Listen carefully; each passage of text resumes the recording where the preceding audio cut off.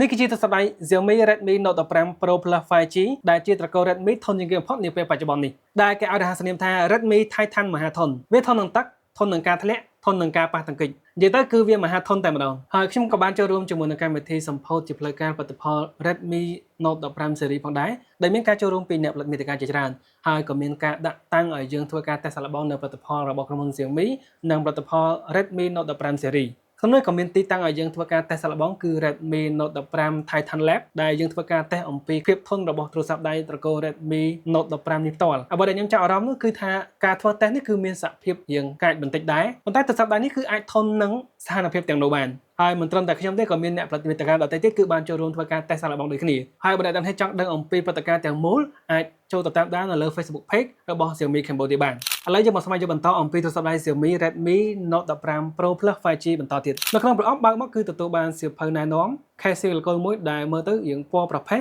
ហើយមើលទៅមានគុណភាពល្អមែនទែនបន្តមកគឺទូរស័ព្ទខ្សែសារ Type A ទៅកាន់ Type C និងដុំសារ 100W ហើយចំពោះការរចនាទូរស័ព្ទមួយនេះគឺគេធ្វើមកឲ្យមើលទៅប្រណិតស្អាតនិងមើលទៅធន់មែនទែនទូរស័ព្ទនេះគេផ្ដោតលើកម្លាំងម៉ាស៊ីនខ្លាំងធន់នឹងការធ្លាក់ធន់នឹងការប៉ះទង្គិចហើយប្រើប្រាស់បានយូរគេបានបំពាក់មកជាមួយនៅកញ្ចក់ការពារ Corning Gorilla Glass Victus ចំនួនទី2ដែលជាកញ្ចក់ធន់ជាងគេនាពេលបច្ចុប្បន្ននេះមានប្រព័ន្ធការពារជម្រាបទឹក IP68 IP69K ព្រមទាំងទទួលបានវិញ្ញាបនបត្រ SGS Drop Rating 2.5 ម៉ែត្រនិយាយទៅកម្ពស់2ម៉ែត្រកន្លះធ្លាក់មកគឺមិនអីនោះទេហើយភាពធន់នេះគឺមិនមែនត្រឹមតែខាងក្រៅនោះទេខាងក្នុងគេបំពាក់មកជាមួយនឹងថ្មដែលមានអាយុកាលប្រើប្រាស់បានយូរហើយធំរហូតដល់ទៅ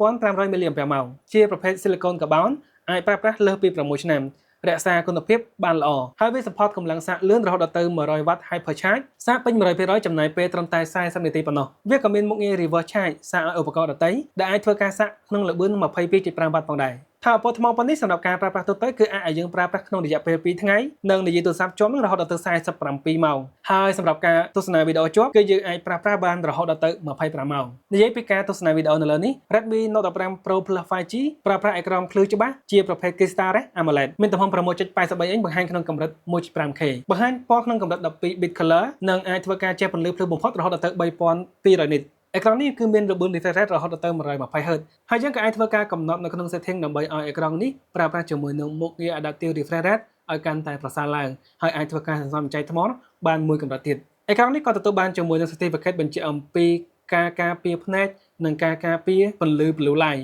ដែលវាមិនប៉ះពាល់ដល់ការប្រើប្រាស់យូរឬក៏ប៉ះពាល់ដល់ការភ្នែកនោះទេហើយយើងក៏អាចធ្វើការប្រើប្រាស់ជាមួយនឹងមុខងារ scan ម្រាមដៃដើម្បីដោះសោសុវត្ថិភាពនិងធ្វើការកំណត់នៅមុខងារសុវត្ថិភាពនៅលើអេក្រង់នេះបានថែមទៀតផងចំពោះមុខងារ AI គឺជាមុខងារសំខាន់នាពេលបច្ចុប្បន្នដែលយើងអាចត្រូវការដឹងច្រើនហើយធ្វើការប្រើប្រាស់ច្រើនដូចគ្នាយើងអាចធ្វើការប្រើប្រាស់ជាមួយនឹង Google Gemini ដើម្បីធ្វើការប្រើប្រាស់ទៅលើការ research និងការប្រើប្រាស់ feature ជាទូទៅច្រើនប៉ុន្តែនៅក្នុងនេះគឺមានជាមួយនឹង AI ពីក្រុមហ៊ុន Xiaomi ផ្ទាល់ដែលគេឲ្យឈ្មោះថា Xiaomi Hyper AI នៅក្នុងនេះគឺយើងអាចប្រើប្រាស់ជាមួយនឹង AI ជាច្រើនទៅ AI ទាំងអស់នេះវាជួយទៅលើការប្រើប្រាស់ប្រចាំថ្ងៃរបស់យើងបានច្រើនបើអ្នកនរគ្នាអាសាប្រើគឺចំណេញច្រើនមែនទែនហើយ AI ទាំងអស់នេះក៏ដំណើរការបានល្អប្រសើរដែលមានការ integrate ផ្ទាល់ជាមួយនឹង Google Gemini ដែលវាជួយឲ្យ process ក្នុងការគណនារបស់វាកាន់តែប្រសើរនៅក្នុងនេះក៏យើងអាចប្រើប្រាស់ជាមួយនឹងមុខងារ Circle to Search ផងដែរជាមុខងារសំខាន់ដែលខ្ញុំចូលចិត្តប្រើសម្រាប់ទូរស័ព្ទដៃ Android អាចឲ្យយើងធ្វើការស្វែងរកព័ត៌មានកាន់តែងាយស្រួលនិងលឿនរហ័សថែមទៀតផង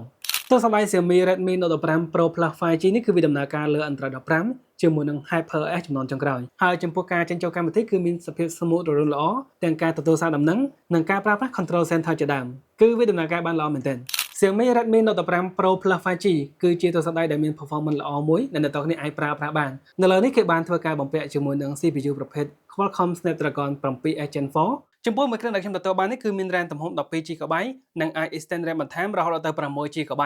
ហើយចំពោះទំហំទុកវាមានទំហំ 512GB ទំហំនេះគឺអាចធ្វើការផ្ទុកឯកសារបានច្រើនខ្លាំងមែនទែនមិនថារូបភាពឬក៏វីដេអូឬក៏កម្មវិធីផ្សេងៗទេគឺអាចផ្ទុកបានច្រើនសម្រាប់ spec ប៉ុណ្ណេះខ្ញុំក៏យកវាធ្វើការតេស្តសាកល្បងនៅលើ Geekbench 6ដើម្បីធ្វើការតេស្តបន្ទុកផងដែរដែលចំពោះ Geekbench 6វាទទួលបានបន្ទុកសម្រាប់ single core នោះគឺ 1250 និង multi core វាទទួលបានបន្ទុកខ្ទង់ 3271គឺជាបន្ទុកដ៏ខ្ពស់ល្អមួយ spec ប៉ុណ្ណេះគឺយើងអាចយកមកលេង game ជាច្រើនបានដោយមិនមានជាបញ្ហាទេដូចជា game Mobile Legends គឺវាអាចដំណើរការបានស្មូតល្អទាំង graphic និង effect ផ្សេងៗគឺវាដំណើរការស្មូតមែនទែនហើយខ្ញុំក៏បានធ្វើការតេស្តសាកល្បងជាមួយនឹង game ដទៃទៀតដូចជា Set of Redfall និង game Minecraft ជាដើមគឺវាអាចដំណើរការនិងលេងបានស្មូតមែនទែនសម្រាប់អ្នកប្រើប្រាស់ទូរស័ព្ទដៃ Xiaomi Redmi Note Pro Plus 5G នៅភ្នំពេញគឺអាចធ្វើការចាប់សេវា 5G បានផងដែរអ៊ីនធឺណិតគឺចាប់បានលឿនខ្លាំងមែនទែននិយាយទៅខ្ញុំបានធ្វើការតេស្តផ្ទាល់ជាមួយនឹងកម្មវិធី Speedtest អ៊ីនធឺណិតឃើញថាសេវា 5G គឺវាចាប់បានលឿនខ្លាំងមែនទែនចំពោះ speaker វាមានចំនួន2គ្រាប់ទាំងផ្នែកខាងលើនិងផ្នែកខាងក្រោមជា dual speaker immersive sound មានកម្លាំងខ្លាំងមែនទែនហើយវា support ជាមួយនឹង Dolby Atmos Hi-Res Audio ហើយវាថែមទាំងអាចបូសសំឡេងឲ្យលឺខ្លាំងរហូតដល់ទៅ 400% ឯណោះ